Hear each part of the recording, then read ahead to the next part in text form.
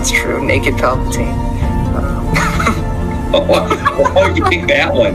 Fresh out of the clone tank, nude Palpatine is my Well, that's the first thing I think of when you say Dark Empire Palpatine.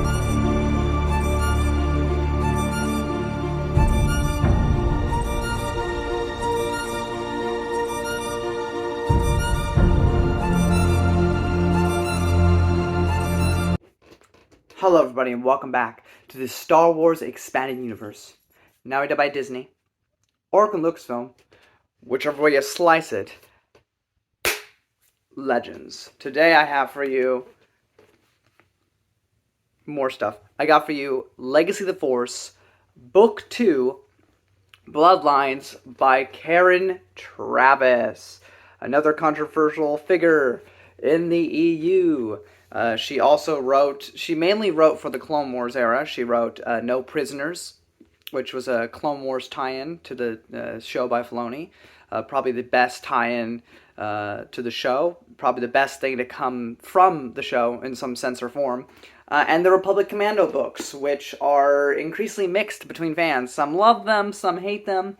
And some are like me, where I mostly enjoy them. There are aspects I dislike, and then like the last one I just couldn't stand. But I like Karen Traviss's work. I think she's an exceptional author. I think that's almost undisputed, or it should be, because really the biggest problems that Karen Traviss has is her preachiness when it comes to certain topics and her Mando-loving stuff. Because she's a Mandalorian girl. She knows what she writes best, which is the Mandalorian stuff, and she writes it very well. So she really hammers into that into every story she tells, and this is no exception.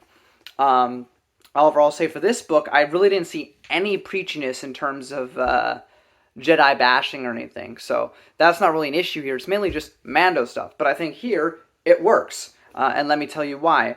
So this story is continuing off of Betrayal. So Betrayal by Aaron Olston, of course. Jason Solo has accepted. I felt it was a bit rushed. I felt like the middle portion of the book was too slow. I felt like this whole last section with Lumaya trying to convince Jason that this is the right path for him could have been made like, not like half of the book, but a good portion of the book could have just been that. Could have been Traitor-esque. Could have been tilting on its head, doing that.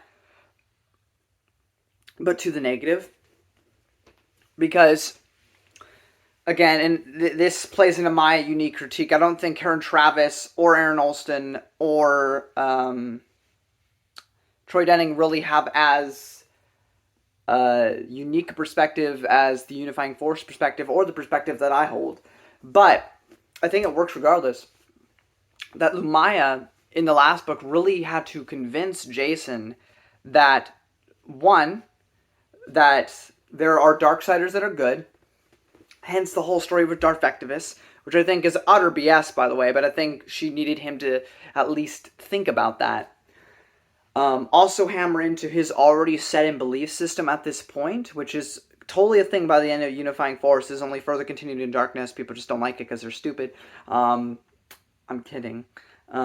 But there is no light or dark side, there is only you. We've hammered this in, we've talked about this on my channel time and time and time again. We're not going to get into the nitty-gritty of that.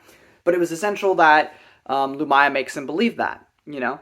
And so the Sith way, the Sith philosophy, is just another access to more knowledge, more ways to protect the ones he loves, to make sure that Alana and Tino Ka remain safe and sound, you know? So I felt it was a bit rushed, I'll say that now. But overall, the manipulation and the tactics to make Jason kind of accept this role, because the biggest clincher there was, it really didn't even matter whether or not Jason 100% hook, line, and sinker believed Lumaya about Vergere being a Sith, but had to make it convincing enough to where he considered that, because that was the most important person in Jason's life. So, by the end of the first book, he does accept the Sith way, which I felt like could have been expanded upon more. That being said, I don't mind it that much, because as we see throughout the series, especially the ones written by Karen Traviss, not so much the other ones, it's more black and white, Jason struggles with this decision, and he keeps falling further and further down, but it constantly struggles with what he's doing and whether or not he's actually doing the right thing, or whether or not he should back out throughout this entire series up until after Sacrifice due to certain reasons. After that, yeah, he's just kind of flat out a bad guy. And there's like no turning back. But again, this reiterates my point that Jason believes he can take on this role, he can take on this path, because yes, he can embrace pain, just like he can embrace the pain of becoming a Sith. And, you know, no matter what he believes about the Force, whether or not, you know, there is no such thing as light or dark side, using those dark side techniques or whatever is going to upset his family, is going to alienate them from him. So he's going to become less of a friend to everyone, and everyone's going to ostracize him. He's being prepared to deal with that, but he at no point is thinking that this is going to corrupt him, because he doesn't believe the dark side is a thing. That is still a thing within here. He can use this stuff, he can do the right things while doing this, because he's a good person at heart. He's doing these things for the right reasons. He constantly looks back, and I love this. I know people hate this, but I love that he uses slow walking to look back and see the prequels. Because, you know, and I don't want to bring up the sequel trilogy too much of Star Wars, because I know there are people who are fans of that, and I don't want to take that away from them. If you enjoy those sequel movies, all the power to you. I'm really happy for you. It wasn't for me, you know, but I did like Kylo Ren, like a lot of people do. But that's the thing, right? Like, Kylo Ren was like a fan of Vader. Like, he wanted to be Vader 2.0. And it's the exact opposite thing here. Jason uses his grandfather's past as a means of analyzing himself and seeing if he's following the same path. The tragedy is, while it is different, he is falling. But he believes he isn't, because he's looking at what his grandfather did and seeing how he's doing it differently. And like, no, I'm older, I'm smarter, I'm wiser. I know more than Anakin Skywalker ever did. I'm not doing this for selfish reasons. Everyone I know and love is starting to hate me, and I know that, but I'm doing it for the greater good, you know? And we're not counting that fan fiction, but, you know, if you have that as a headcanon, because I know a lot of people like Kenneth Thrawn 45, he knows about, not Darth Krayt specifically, but, and I don't count this as like a point in the favor of the book, because that's a fan fiction, so that can't help this book. We're judging this on its own merits. But I'm just saying, for those of you who like to accept headcanon, you know, then you have that whole thing where Jason already believes that, you know, that there is some dark man coming. So what better way to stop him than beat him at his own game? But, so throughout this entire story, up until after book 5, Jason struggles with the decision he's actually made. But while he's struggling, he's constantly falling. Constantly going further down, because the dark side does corrupt. And throughout this book, I think this book does it better than Aaron Alston or Troy Denning ever does in this series, but I'll see when I reread it, is that Karen Traviss, you know, for someone who never reads any other books, does a really good job of continuity, and also just having all these characters work. Jason especially, you know, you could see the analytical, logical decisions he's making and why it makes sense to him. You could see why he doesn't feel like a villain at this point. He knows that people are going to start despising him, but he still feels like he's a good person. But you see, subtly, the slips and the falls and how everything is slowly eroding, and he's becoming worse and worse as he is choosing this path. Again, he has not fully become a Sith Lord. He's not even a Sith Lord yet. He has not made that transition to being a true villain. He's becoming villainous. He's doing antagonistic acts. He's falling, but he can't see that because of the worldview he's orchestrated since the events of Traitor. He cannot fathom the fact that it's possible that he could be succumbing to darkness, because there's no such thing. And Jason does not believe himself to be bad. He believes himself, quite frankly, to be above a lot of people. And maybe you feel like that's out of character, but I really don't see how. Jason endured the embrace of pain. Jason's the one that saved the day, ultimately. Not Luke, not Jaina, not the sword of the Jedi. Jason. Jason, who knows more than any other Jedi in this time period, even Luke. He's just not more powerful than Luke. But outside of that, he is the most well-learned Jedi or Force user in this entire setting at this point in history. You know, and Lumaya clearly has her own game. But she needs to convince Jason that she's not as smart as he is or anything, and that he's got this. So that's the main backdrop. We don't even get anything with Tino Kala or Lana really in here. This is furthering his political power And a lot of people are starting to respect him a lot like the military respected Vader. But there's also a lot of people that are wary of that for the exact same reason. At the meantime, we're also getting some major and amazing character development for Ben Skywalker, who is growing into one of my favorite characters of the expanded universe. And I remembered him being one of my favorites, but he truly, especially when Karen Traviss writes, she really hates war. She writes a lot of war stories, but she doesn't like war. She respects the people that are in war, clearly, because that's all she writes about is, like, war stories and stuff. But at the same time, she also doesn't like war. It's a very interesting thing with her. But it's very good in terms of Ben Skywalker's development and him, idolizing Jason, but also being wary of Jason near the end, and him dealing with, again, this is a very gray conflict. I mean, the Jason thing's not, and the Thraken's not, but the main political conflict that's going on between the Corellians and, the Galactic Alliance is a very gray moral issue. That's stuff like that we deal with today, with, like, certain wars and stuff. Like, when's the last war we can legitimately say was just black and white, bad, good? And even then, there's a little bit of more nuance there.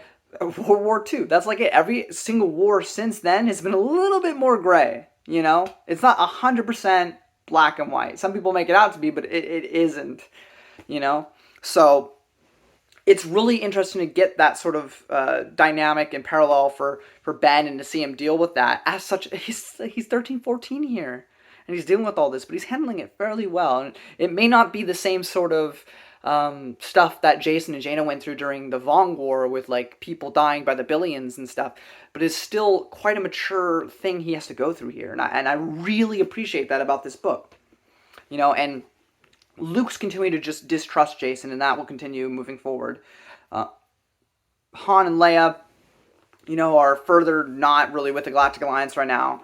They end up finding Thraken, and this all ties into the other half of the story, which I've even gotten into, but, we have all this stuff going on, and then the other half of the plot, we have Boba Fett, who we haven't seen, really, since Bounty Hunter Wars. Like, legitimately, like a real full-flesh story with Boba Fett, it's been since Bounty Hunter Wars. That's the last time we legitimately had him be a big part of a story. It was retconned in this book that the Boba Fett we saw in the Young Jedi Knights books was Aelin Vel, his daughter. So we really have not got to see, Boba Fett do anything of note. He helps at the very end of New Jedi Order, and that's just flat out of frickin' nowhere. It makes no sense. It's so fanfiction-y and stupid, because he just pops up, kills some guys, and leaves. It's so bizarre. When did he become in charge of Mandalore? When did he become the Mandalore? When did he become in charge of all these Mandalorians? Are they even Mandalorians? I discussed this in my Unifying Force review. It makes no sense. It's just thrown in there so Boba Fett can be cool one last time. No development, no growth, nothing, just blatant fan service. It was awful. But you get Karen Traviss, who loves Mandalorians. Boba Fett, as of Unifying Force, has been in charge of the Mandalorians. What has he been up to since then? What's his mindset? It's been 50 years since he's had any growth as a character. What's he up to? We get so much with Boba Fett here. It's the best story with Boba Fett ever. And I will fight you to my last dying breath that this is the most interesting Boba Fett has ever gotten to be. And that is any book written by Karen Traviss that deals with him. Does it have much to do with the main plot? Actually, yeah, because it ties in near the end. And sure, I know later on, Troy Denning doesn't really use any of the Mando techniques to fight Jason, right? Like, he doesn't really harp on that fact. But it's still something that Karen Traviss brings in. So it was meant to be an important plot point for the end of the series. Whether or not, Troy Denning actually goes all the way with that. And it's not as if she didn't use them. He just doesn't highlight anything that she used to fight him. But that's down the line. Point being, this is phenomenal. The only other two things that had me as emotionally invested in the character of Boba Fett was the Boba Fett is Dead and Boba Fett Blood Ties comic book series. Those are the only two times I gave a damn about Boba Fett. So I'm really, really happy with the portrayal of him in this series, because he's 70. He's dying, he's a clone, he's trying to find a way to survive, and he's dealing with the fact that he has a daughter that's 55 years old that he hasn't seen in years. But he might die in a year. And when you're about to die and you haven't seen your family in 55 years, it starts to change the perspective. Makes your values and your priorities change a little bit. What mark does he leave behind? Okay, he's the greatest bounty hunter who ever lived. What does that matter after you're dead for 100 years? Is anybody talking about Boba Fett in the Legacy comics? Not really. They might make a passing remark, but nobody cares. You need a legacy. Legacy of the Force. So, bar none, the best story in this entire section of the second book is the Boba Fett stuff. Is it mostly isolated? Yes, till near the end, where Boba Fett and Gertha Veb, or however the fudge you say her name, join forces with Han Solo to kill Thrackan Solo. And that is a spoiler. Sorry, I forgot to mention that. Last time we'll see Thrackan is in this book. My bad. But it's not a huge deal, because Thrackan really doesn't matter anymore, because this is turning into the Jason story. But that will be the only spoiler I mention. I apologize, I was fired up. I have to say, so far, this is my favorite of the series. This is really good. This is leagues above a bunch of books in New Jedi Order themselves. So, really, the storytelling in here is excellent. The emotional beats hit. The writing, the prose, I think are superb. The only way you don't like this story is if you just don't like the story direction. And I can't help you there. But there's nothing fundamentally wrong with this plot. Like, at all. None that I can see. And I'm trying to be, like, non-biased here. And I looked for flaws and errors or, you know, there's certain Travis-isms. And other than using, like, Mandalorian phrases and codes, I didn't see anything. And it makes sense in here. I mean, there's some things like, you know, like Ben being like, well, if, you know, a Mandalorian, a 13-year-old would be an adult, you know, like, why does Ben know that? I mean, I'm sure Ben's well-knowledged because the Jedi Temple has a library and stuff. I mean, it's not too far-fetched to even know that, but it's clearly, like, Karen Travis, like, doing her thing. But it's such a minor thing to complain about. Overall, this gets a stamp of approval from me. I want to talk about spoilers, and I got work soon, so I'm going to get into spoilers. If you don't want spoilers outside of the one that I accidentally just mentioned, it's time for you to go. But this is also the second book in a 9-book series, so why are you reading this anyway, or watching this anyway? Anyway, sorry, it's phenomenal. It's a good book. It's worth your time. Check it out. I'll see you in spoilers. I'm going to have to try to speed run because I got work soon. Again, Jason doubts. It's such a nuanced take of him turning to the dark side, because it's not a slow thing. Boba goes to Terrace at one point, and that was really cool, because Terrace, of course, we see they go to, I think, with Qui-Gon and his former apprentice. Also, Terrace, of course, is the planet that you first land on in KOTOR 1, so very fun little connection there. I also like that, again, it's not as if Jason just trusts Lumaya, this former villain of Luke's. So he constantly puts her in situations where she might have the temptation to kill Luke. Because if she's truly over her hatred of Luke, then she should be able to deal with any close encounter with her, while also being able to block her presence and everything, so that way Luke doesn't realize who she is. And I think it works really well. Because it's him testing her. Because he isn't just going to trust some person who used to be a villain. He doesn't. That's why he constantly tests her to see if she's reliable.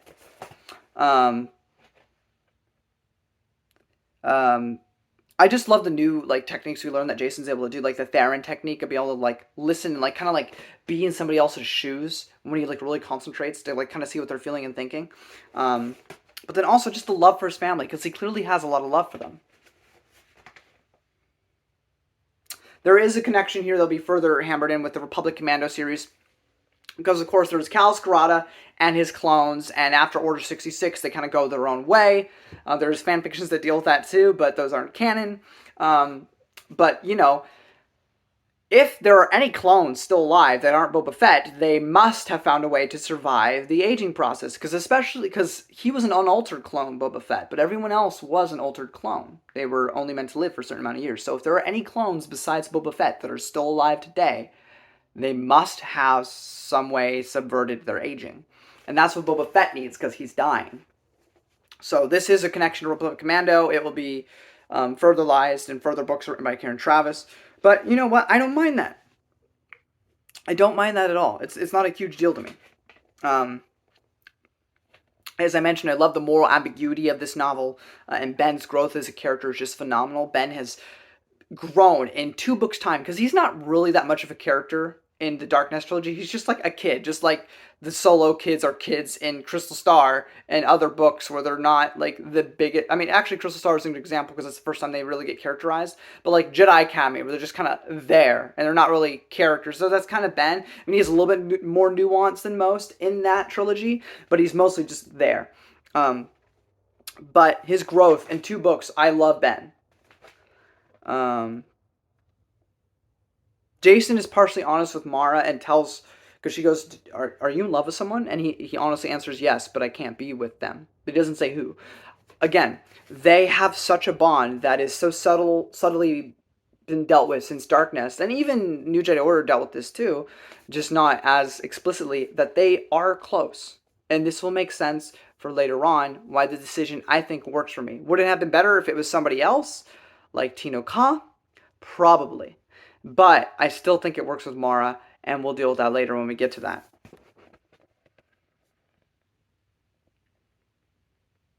There also is a part where Jason reminisces on the Shadow Moth speech from Traitor, which, okay, at least Troy Denning or Aaron Olson or someone read that book, because that's like verbatim the thing in there. It's just that now Jason has misinterpreted it. Again, the dark side corrupts. Jason doesn't believe that. So over the course of this book, he's descending, and he's going to continue to descend throughout the series till he's just a flat-out villain, completely and utterly. But he wouldn't have had this conclusion before. He hasn't now because of the character development, which people don't. They just ignore, which is that he's falling. So he misinterprets or changes the way he originally viewed the Shadow Moth story to him becoming the Sith. This is not a retcon of the Traitor. This is him changing his mind on certain things because his mind is changing because the dark side is corrupting him. Anyway, Thraken dies, as I mentioned in the non-spoiler by accident, and that was a really good scene. He's just gone forever, and I think that's also phenomenal. That was something left after New Jedi Order. He was still alive. This is a guy who's been causing problems since the Corellian trilogy. And if you want to go even further back, the A.C. Crispin trilogy, when he was beating up Han. This guy has been around for a long time. So to see a villain finally meet his comeuppance in this story was great. And of course, Jason accidentally, he purposely abuses her, but he accidentally kills Aelin Val, Boba Fett's daughter. And so this becomes a whole thing where it's one of the best scenes that almost made me tear up. It did make me tear up the first time I read it, but the second time through it didn't make me cry, but I still felt that, was Han and Leia barely being able to stomach looking at their son, knowing that he allowed that he did that he killed someone in interrogation that wasn't actively fighting him. And Jason still wants his family to love him. He's doing everything he's doing for the right reasons. He's not trying to be a villain. He's not trying to hurt them. He's trying to do what is right in his eyes as he slowly descends into darkness. And his parents can barely stomach the look at him, and it tears him apart. But then again, Jason is used to embracing pain. So, and then there's a whole other thing with Boba Fett, where Boba Fett could go and kill him. But he kind of sees the line that this is going. If Jason doesn't relent and keeps down the path he's going, he'll become another Vader. And that will be more pain and suffering for Han and Leia than any other sort of pain, than killing him outright would be. Because at least he wouldn't have fully become a monster. At least they could chalk it up to a mistake.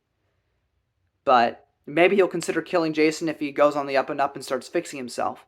But assuming he doesn't, that will be far more pain than any revenge could ever bring.